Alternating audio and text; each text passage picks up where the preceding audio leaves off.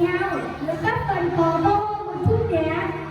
Này nếu cô ăn nhiều quá, chiều nay phải xem hát phòng thông thường đấy. Có hiểu không?